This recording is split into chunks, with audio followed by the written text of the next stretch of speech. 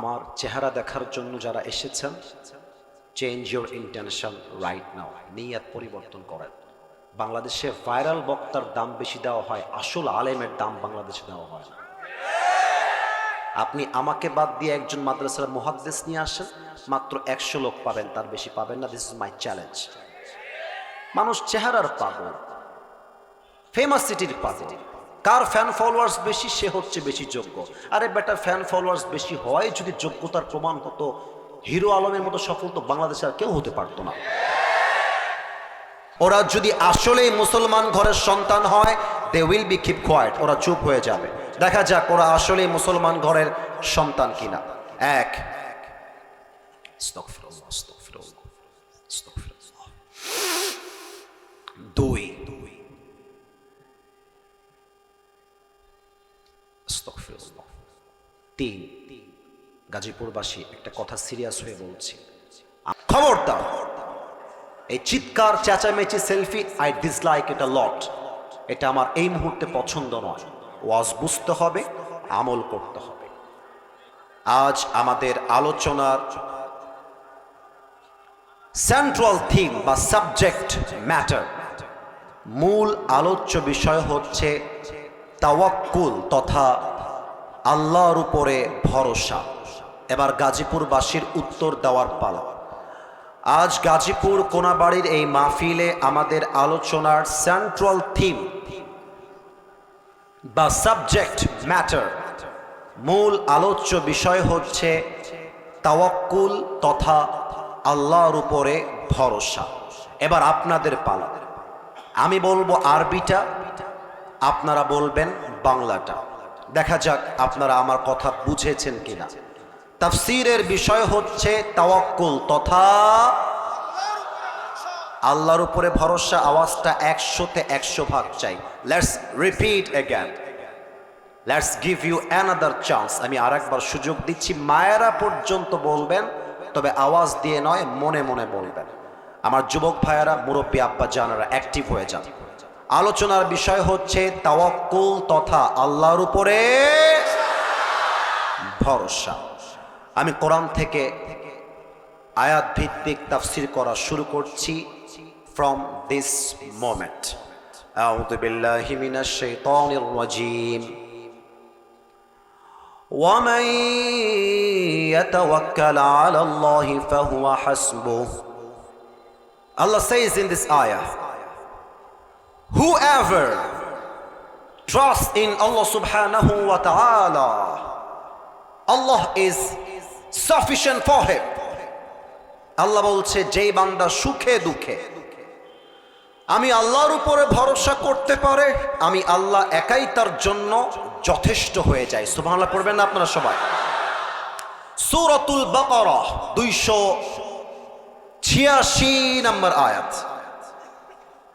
সূরাতুল বাকারার last verse আল্লাহ তাআলা বলছেন, লা ইউকাল্লিফুল্লাহু নাফসান ইল্লা উসআহা।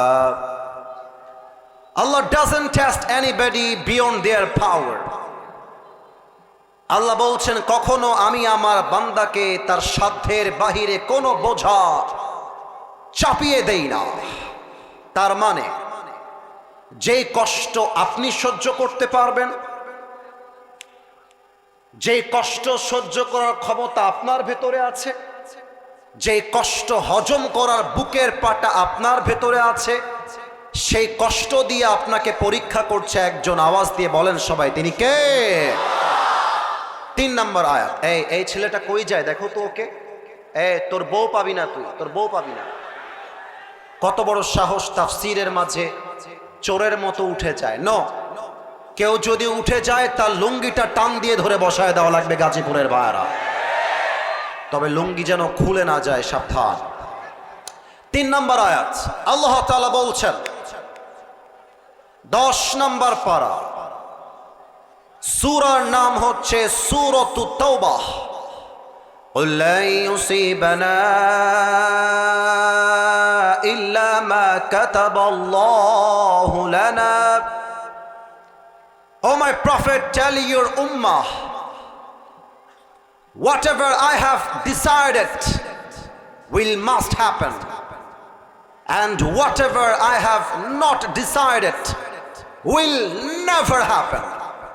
আল্লাহ বলছেন আমি আমার বান্দার কপালে যা লিখে রেখেছি তা কেউ কাটতে পারবে না, আর আমি আমার বান্দাকে যা দিব না, যা তার কপালে লেখা নাই, পুরো দুনিয়ার সব শক্তি এক হলেও তাকে তা দিতে পারবে না। কথা ঠিক আছে কিনা বলে? আল্লামা ইকবাল রহমতুল্লাহি আলাইহি পাকিস্তানের একজন টপ ফেমাস উর্দু কবি। তার ভাষা এত চমৎকার, গাজীপুরের ভাইরা, তার এক একটা শব্দ আপনার কলিজায় গিয়ে আঘাত করবে। এবং তার কথা যদিও বা উর্দুতে, তবুও যার ভাষা বাংলা, এত সহজ তার ভাষা, এত সহজ তার লেখনী এবং গাঁথনি, বাঙালিরা তার কথা শুনলে অর্থ অটোমেটিক বুঝে যায়। আমি ছোট্ট একটা উর্দু কবিতা পাঠ করছি এই মুহূর্তে, যেটা এই আয়াতের ব্যাখ্যাকে হাইলাইট করে। প্রথমে আমি উর্দু ভাষায় বলবো, and then I will translate in Bangla. এরপর আমি বাংলা তর্জমা করে দিব, কান নয় কলিজা দিয়ে শুনবেন। আল্লামা ইকবাল লিখেছেন, গম কে বাদ খুশি জরুর আती है और ये खुशी अपनी रब की तरफ से ही आती है। हर रात के बाद दिन की रोशनी छा जाती है और सब्र करने वालों को नेमत खुदा की तरफ से मिल ही जाती है। जो दुख में भी रब को याद करता है, रब उसका हाथ कभी नहीं छोड़ता। जो दुनिया से कुछ ना कहे बस अपनी रब से कहता है, उसकी दुआओं का जवाब हमेशा खामोशी में आता है। इसलिए जब तुझे मांगना हो तो उसी से मांग, जब तुझे पुकारना हो तो उसी को पुकार, और जब तुझे भरोसा करना हो तो उसी पर कर, क्योंकि भरोसे के काबिल सिर्फ वही है, वो तेरा रब है, वो तेरा अल्लाह है। এবার বলেন কথা ঠিক আছে কিনা আমার? আল্লামা ইকবাল লিখেছেন, কষ্টের পরে সুখ তেমন ভাবে আসে, রাতের পরে দিন যেমন ভাবে আসে। কষ্টের কথা বউকে আগে বলতে যেও না, বন্ধুকে আগে বলতে যেও না। কষ্টের কথা একমাত্র রবের সেজদায় গিয়ে রবকে বলো। আল্লাহ বলছে, তুমি যদি আমাকে ডাকতে পারো, আমি আল্লাহ একাই তোমার জন্য যথেষ্ট হয়ে যাব। কোন সবাই সুবহানাল্লাহ। This is called tawakkul. This is the real meaning of putting your trust on your Lord. এটাই হচ্ছে রবের উপর ভরসার মূল এক্সাম্পল। এবার একটা প্রশ্ন করব গাজীপুরবাসীর কাছে, দেখা যাক ইসলামের জ্ঞান আপনাদের মাঝে কতটুকু আছে। এই প্রশ্নের মাধ্যমে ক্লিয়ার হয়ে যাবে। তবে আমার বিশ্বাস একটা উত্তরও কারো থেকে ভুল আসবে না, কারণ এখানে অনেক মাদ্রাসার ছাত্র আছে, স্কুলের ছাত্র আছে, কলেজ ইউনিভার্সিটির ছাত্ররা আছে। আরে আমার তো মনে হয় আমার চাইতে বেশি বেশি স্মার্ট যুবকরা এখানে বসে আছে। কথা ঠিক আছে কিনা বলে? ওকে, একটু সময় দেই 2টা সেকেন্ড নিজেকে স্থির করবার জন্য। 1 2। আচ্ছা বলেন তো, নবীজির তো কোনো পুত্র সন্তান দুনিয়াতে বেঁচে ছিল না, উই অল নো দ্যাট। কিন্তু নবীজির যে কয়জন মেয়ে ছিলেন, একজন মেয়েকে নবীজি একটু বেশি ভালোবাসতেন, একটু বেশি মায়া করতেন, কলিজা দিয়ে অনেক বেশি ভালোবাসতেন। বলেন তো সেই মেয়ের নাম কি ছিল? আগেই বলেছিলাম আমার চেয়ে বেশি স্মার্ট বসে আছে এখানে, বলার সাথে সাথে রেসপন্স করেছেন। কিন্তু অন্য জেলায় প্রশ্ন করলে অনেকের দেখেছি আমি বসে বসে হাঁটু কাঁপে ভয়। ফাতেমা রাদিয়াল্লাহু তাআলা আনহা। এবার আসেন সেকেন্ড প্রশ্নে যাই। ফাতেমাকে বিয়ের জন্য অনেকেই প্রস্তাব দিয়েছে বলে আমি হাদিসে পড়েছি, কিন্তু নবীজি একজন যুবককে ফাতেমার জামাই হিসেবে অ্যাকসেপ্ট করেছিলেন। জামাইয়ের নাম কি ছিল? ফাতেমার জামাইয়ের নাম আলী রাদিয়াল্লাহু তাআলা আনহু। লাস্ট কোয়েশ্চেন, ফাতেমার গর্ভ থেকে দুইজন জান্নাতের সর্দার এসেছিল, এক হাসান, দুই, আওয়াজটা কমে গেল যে এক হাসান দুই, মাশাআল্লাহ, রাইট আনসার। আমি বোঝাতে চাই যে আলী রাদিয়াল্লাহু তাআলা আনহুর বুকের ভেতরে তাওয়াক্কুল কত বেশি ছিল, সে তার রবকে ভরসা কেমন করে করতেন। উহুদের যুদ্ধ এবং বদরের যুদ্ধের পরে আল্লাহ তাআলা মুসলমানদেরকে একটা ভিক্টরি দিলেন, একটা বিশাল বিজয় দিলেন। এমন একটা ভাব যে পুরো পৃথিবীতে ইসলামের পতাকা উড়ে যাবে। আরে আমার তো মনে হয় আগামীতে কালেমার পতাকা বাংলার সংসদে নয়, আগামীতে কালেমার পতাকা আমেরিকার হোয়াইট হাউসে পথ করে উড়বে। কোনো একদিন এদেশের আকাশে কালেমার পতাকা দুলবে, সেদিন সবাই খোদাই বিধান পে দুঃখ বেদনা ভুলবে, ঠিক কিনা বলে? সেদিন আর রবে না হাহাকার, অন্যায় জুলুম অবিচার, থাকবে না অনাচার দুর্নীতি কদাচার, থাকবে না অনাচার দুর্নীতি কদাচার, সকলেই শান্তিতে থাকবে, সেদিন সবাই খোদাই বিধান পে দুঃখ বেদনা ভুলবে। একটা জাস্ট লাইন যারা পারেন জাস্ট 30 সেকেন্ডের জন্য ইসলামকে ভালোবেসে আমার সাথে গাইবেন। কোন একদিন এদেশের আকাশে কালেমার পতাকা দুলবে, সেদিন সবাই খোদাই বিধান পে দুঃখ বেদনা ভুলবে, ঠিক কিনা বলে? কাফেরদের গায়ের মধ্যে চুলকানি শুরু হয়ে গেল, গায়ের মধ্যে জ্বালা শুরু হয়ে গেল। মুসলমানদের বিজয় দেখে কাফেররা সহ্য করতে পারছে না। এবার কাফেররা মিলে প্ল্যান করলো, আমরা সবাই মিলে মদিনায় গিয়ে অ্যাটাক করব। এবার আমার দুই হাতের দিকে, everybody look at my two hands, দুইটা হাত দেখবেন, কেউ হাত তুলতে হবে না, জাস্ট আমার দুইটা হাত দেখেন। আমি যেই দিক ইশারা করব সেই দিক দেখবেন। ডানে তাকান, দেখেন যুবকদেরকে দিয়ে ব্যারিকেড দেওয়া, এইটা একটা দেওয়াল। এবার আমার দিকে তাকান, লুক অ্যাট মাই ফেস, এইটা একটা ব্যারিকেড গেল বা গেট কিংবা দেওয়াল গেল। বামে তাকান, যুবক দিয়ে ঘেরা, এটা একটা দেওয়াল। আমার দিকে তাকান, লুক অ্যাট মাই ফেস, আমাকে দেখেন। পেছনে দেখেন বিশাল বড় স্টেজের ব্যানার দেওয়া এবং এখানে পর্দা দেওয়া, এইটা একটা ব্যারিকেড তথা বিশাল বড় দেওয়াল। এবার হাদিসে আসছেন, মদিনা ছিল চতুর্পাশ থেকে বেষ্টিত একটা শহর। মদিনায় কেউ যদি প্রবেশ করতে চাইতো, একটাই গেট ছিল, একটাই রাস্তা ছিল, যে রাস্তা দিয়ে সবাইকে মদিনায় এন্ট্রি তথা প্রবেশ করতে হতো। কাফেররা যে প্ল্যান করছে অ্যাটাক করবার, এই খবরটা নবীজির কর্ণকুহরে পৌঁছে গেল।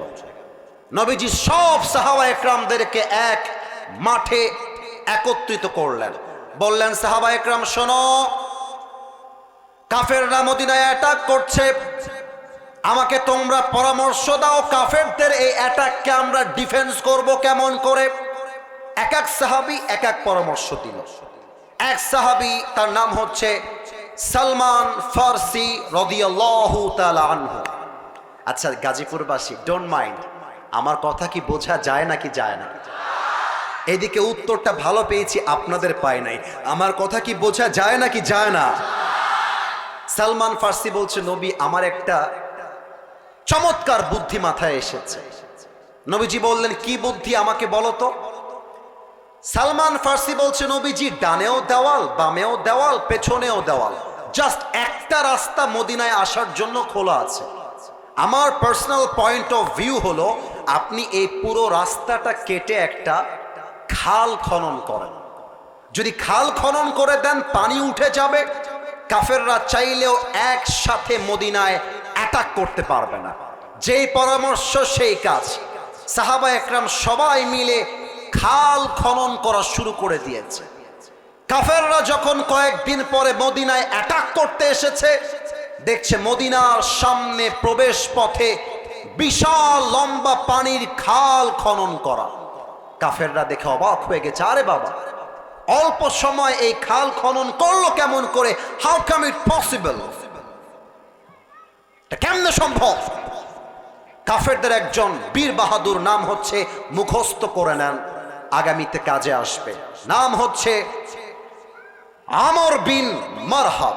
নাও ইজ ইয়োর টার্ন। এবার আপনারা বলবেন, চোখে চোখ রাখেন, নাম হলো আমর বিন মারহাব। এবার আপনাদের পালা, বলেন সবাই, আমর বিন মারহাব। সে বলছে, এই পানি টানি দিয়ে আমাকে আটকায় রাখা যাবে না, আমি একা এই পানি সাঁতরে মদিনায় গিয়ে অ্যাটাক করব। যেই কথা সেই কাজ, পানিতে লাফ দিয়েছে, সাঁতরে সাঁতরে সাঁতরে সাঁতরে মদিনায় পৌঁছে গিয়েছে। মদিনায় গিয়ে চিৎকার দিয়ে বলছে, এই মুসলমানের বাচ্চারা, কে কোথায় আছিস? বের হয়ে আয়। হালুম্মু ইলাইয়া ইন কুনতুম সাদিকিন। তোরা তো বলিস যুদ্ধে শহীদ হয়ে গেলে সোজা যাবি আল্লাহর জান্নাতে। কোন পাপের বেটা আছিস আমার সঙ্গে যুদ্ধ করবি? আমার সামনে আয়। সব সাহাবা একরাম বের হয়ে চলে আসছে, কিন্তু কোন সাহাবী সামনের দিকে যায় না। নবীজি বলছে, কি ব্যাপার? কেউ যায় না কেন? ব্যাপার কি? কে যাবা? হাত তুলো। কেউ হাত তোলে নাই। আলী রাদিয়াল্লাহু তাআলা আনহু মাইকটা একটু হঠাৎ একটু খেয়াল রাখবেন, সুন্দর করে এমন করে হাত তুলছে। সুবহানাল্লাহ পড়বেন না আপনারা সবাই? মিয়া ছোট মরিচের ঝাল বেশি। আলীর বয়স মাত্র তখন 23 ইয়ার্স ওল্ড। এত কম বয়স তার, কিন্তু বুকের পাটা দেখেন, তাওয়াক্কুল কাকে বলে তাই দেখেন। নবীজি, আমি যাব। নবীজি বলছে, এই জিলিস ইয়া আলী ফাইন্নাকা লা তাজালু হাদিস আস-সিন্নি, sit down, you are very young in age. বসো, তোমার চাইতে সিনিয়র সাহাবীরা আছে, তারা যুদ্ধ করতে যাবে, তুমি বসো মিয়া, বসো। আলী নবীজি ধমক খেয়ে, আমাকে দেখেন সবাই, চুপচাপ বসে গেছে, মাথা নিচু কর। নবীজি বলছে, কে আছো? দাঁড়াও। আবার আলী হাত তুলেছে। নবীজি বলছে, আলী বসো বসো, তোমার বয়স কম, বসো। এদিকে আমর বিন মারহাব খুব বাজে একটা কথা বলেছে। এখানে ওলামা ইকরাম আছেন, মাদ্রাসার ছাত্ররা আছেন, দে আর মোর এক্সপিরিয়েন্সড দ্যান মি। আমার চাইতে তারা আরো বেশি ভালো জানে। আমর বিন মারহাব একটা বাজে কথা বলেছে। আমর বিন মারহাব বলছে, তোদের মাঝে কেউ যদি এক বাপের বেটা হয়, কেউ যদি তার মায়ের বুককে খালি করতে চায়, কেউ যদি তার সন্তানকে ইয়াতীম করতে চায়, কেউ যদি তার বউকে বিধবা করতে চায়, আয় আমার সামনে আয়। কেউ হাত তুলে নাই। আলী রাদিয়াল্লাহু তাআলা আনহু কোনার থেকে আবার হাত তুলে দিয়েছে। নবীজি বুঝে গেছে আলীর বয়স কম হতে পারে, বাট তার ভরসা আছে এক সত্তার উপরে। তিনি কে? আলীকে বলছে, আলী আসো, আমার কাছে আসো। আচ্ছা একটু দেখেন তো, এই পানির বোতল কি দেখা যায়? এরা খুব অ্যাক্টিভ, আপনারা অ্যাক্টিভ নন। Why man? You must be active. Active হতে হবে। উত্তর দেন, পানির বোতল দেখা যায় নাকি যায় না? আচ্ছা, এটা কোনো পানির বোতল নয় এই মুহূর্তের জন্য। এইটা এক বিশাল বড় তরবারি, যার নাম হচ্ছে জুলফিকার। নবীজি বলছে, আলী কাম হিয়ার, এদিকে আসো। জুলফিকারটা দিয়ে আলীকে বলছে, ইয়া আলী ইযহাব ফাইন্নাল্লাহা মাআকা। আলী যাও, যুদ্ধে নেমে পড়ো। বাট যদি তোমার কখনো একটু হতাশ লাগে, মাথায় রাখবা তুমি আলী একা নও, আর তোমার সঙ্গে তোমার রব রয়েছে, ঠিক কিনা বলে?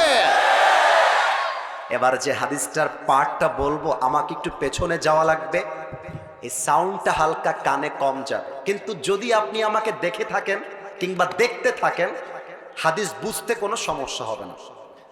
ওকে, আমি একটু পেছনে গেলাম, সাউন্ড হালকা কম যাবে, I am so sorry for this situation, but হাদিসটা প্র্যাকটিক্যালি বোঝাতে চাই, এই জন্য পেছনে গেলাম। আমার পাশে আমার মাথার তাজ আমার প্রিয় ভাই বসে আছেন। আমার ভাই যদি আমার চাইতে হাইটে লম্বা হয়, মনে করেন আমার ভাই হাইটে লম্বা হচ্ছে এই level, just his height is like this, এরকম এতটুকু উঁচা, আর আমার হাইট হলো এই চেয়ারের এই বরাবর, আমি হলাম গুঠু, আমার ভাই হলো অনেক লম্বা। আলী হচ্ছে হাইটে ছোট, আমর বিন মারহাব হাইটে অনেক লম্বা।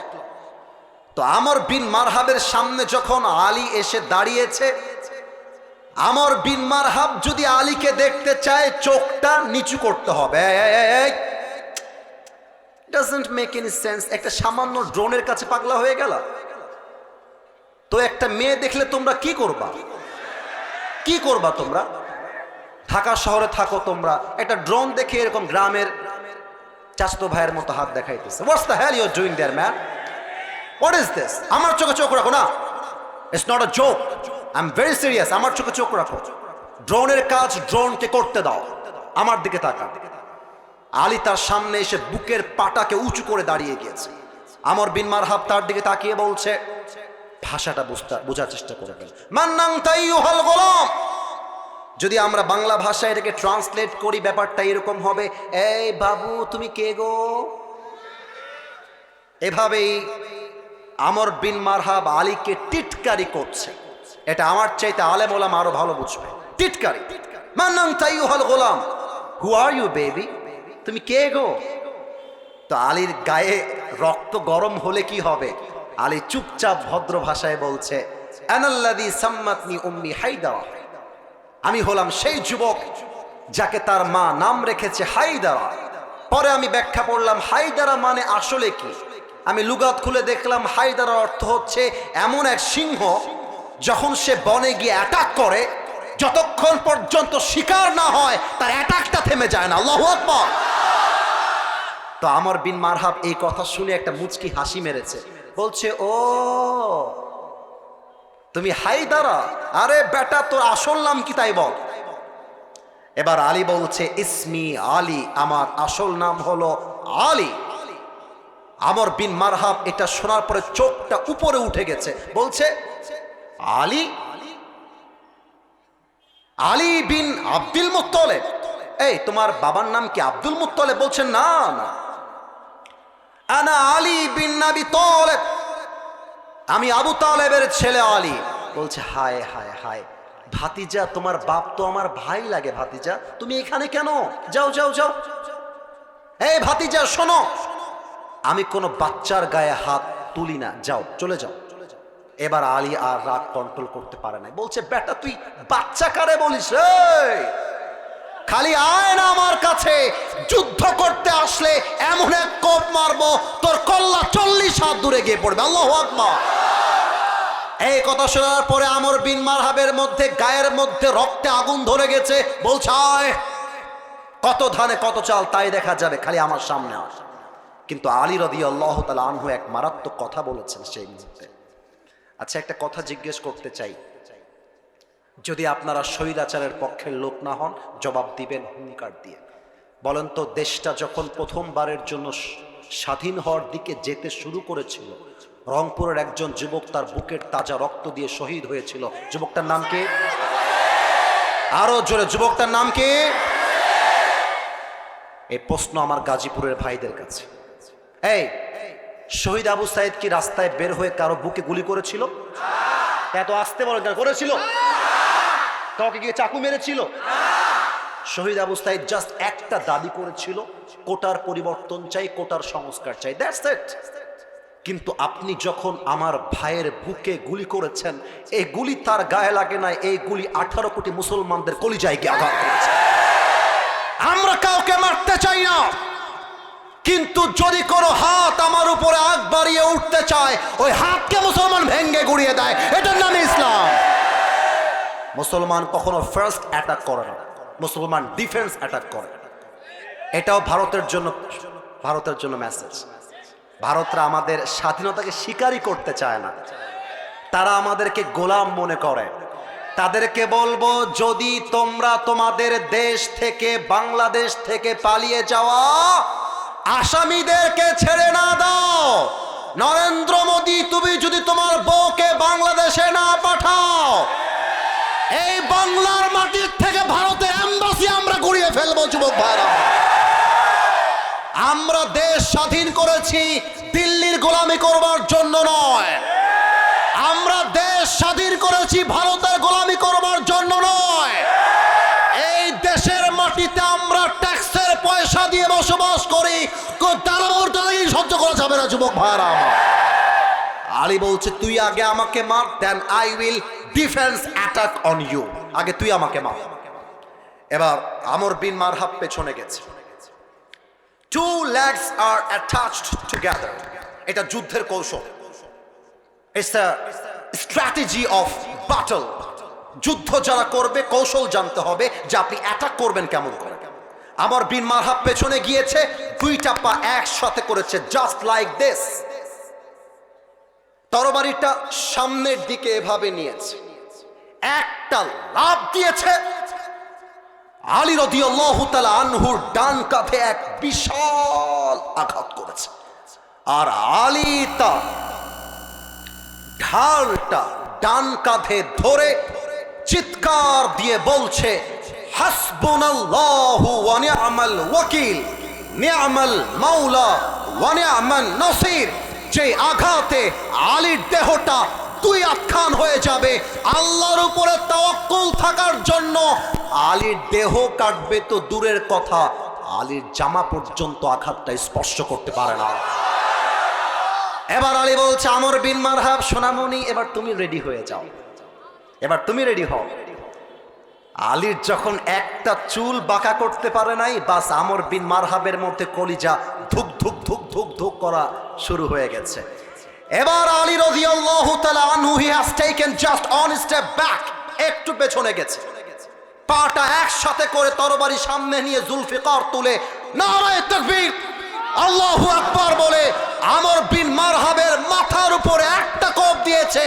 আমর বিন মারহাবের দেহটা দুই টুকরো হয়ে জমিনে ছিটকে পড়ে গিয়েছে। আমার সামনে টেবিল না থাকলে আজকে হাদিসটা প্র্যাকটিক্যালি দেখাই দিতাম। আমর বিন মারহাবের লাশটা পড়ে আছে, এটা মনে করেন আমার জুতা, আমার পা। আলী রাদিয়াল্লাহু তাআলা আনহু তার পা দিয়ে লাথি দিয়ে দিয়ে দুইটা দেহর দুই দেহকে একসাথে করেছে, আর দেহের উপরে পা তুলে দিয়েছে, বাম পা। বলছে, কাইফা তুকাতিলুনি আনতা তা'বুদু হাজারান ওয়া আনা আবদু রাব্বি মুহাম্মদ। এই বেটা, তুই কারে মারবি?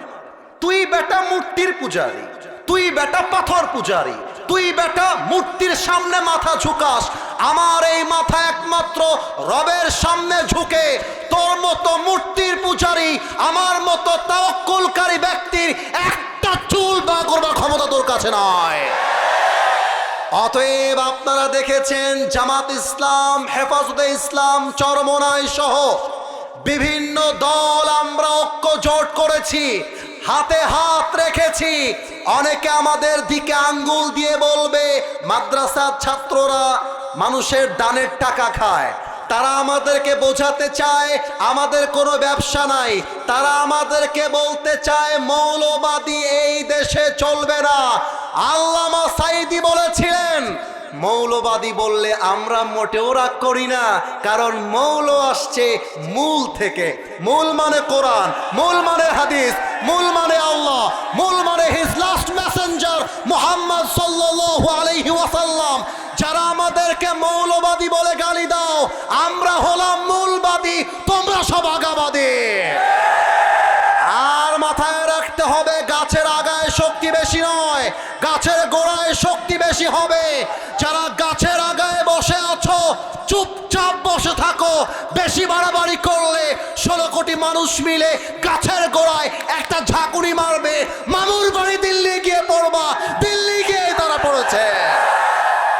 অতএব মৌলবাদী বলে বলে আমাদেরকে দমায় দেওয়া যাবে না। এক আজহারীকে তোমরা দেশ ছাড়া করে বিদেশে পাঠিয়েছিলে, মাথায় রাখবা আজকে আজহারী দেশের মাটিতে বুক ফুলিয়ে চলছে, যারা তাড়িয়েছিল তারা দেশ ছেড়ে পালিয়ে গিয়েছে। আল্লামা মামুনুল হক সাহেবকে নারীর কেলেঙ্কারি দিয়ে জেলখানায় বন্দি করেছিল, এখন মামুনুল হক নামটাই বাংলাদেশে ব্র্যান্ড হয়ে গেছে। মামুনুল হকের নাম বলার জন্য ছবি লাগে না, ভিডিও লাগে না, একটা মামুনুল হকের নাম শুনলে লক্ষ মানুষ সমাগম হয়ে যায়। অতএব আমি আজকের গাজীপুরের মাহফিল থেকে স্পষ্ট ভাষায় বলছি, এই গাজীপুরের মাটি এটা ইসলামের ঘাঁটি। 5 আগস্টের পূর্বে আমার যুবক ভাইয়েরা বুকের তাজা রক্ত দিয়ে গাজীপুরের জমিনকে তারা স্বাধীন করে ছেড়েছে। অতএব একটাই কথা, আমাদের বুকে আল্লাহর উপরে ভরসা আছে। আগামীর পার্লামেন্ট যদি কোরআন দিয়ে কেউ না চালায় এমন মন্ত্রী আমরা চাই না। যেই নেতা বলবে কোরআন দিয়ে দেশ চলবে এটা আমার দল চাই না, সেই দলে আমরা ভোট দিতেও রাজি না। আমার যুবক ভাইরা, আমার কথা স্পষ্ট, আমার জান থাক আর না থাক, আরে আমার তো মনে হয় এখানে প্রত্যেকটা যুবক ওসমান হাদির মতো কলজানে বসে আছে। গুলি করবেন, গুলি খাওয়ার জন্য রাজি আছি, বাট করে হক কথা বলবো, বিন্দু পরিমাণ ছাড় দিতে আমরা রাজি নয়। দুহাত তুলে বল সবাই, ঠিক কিনা মিয়া?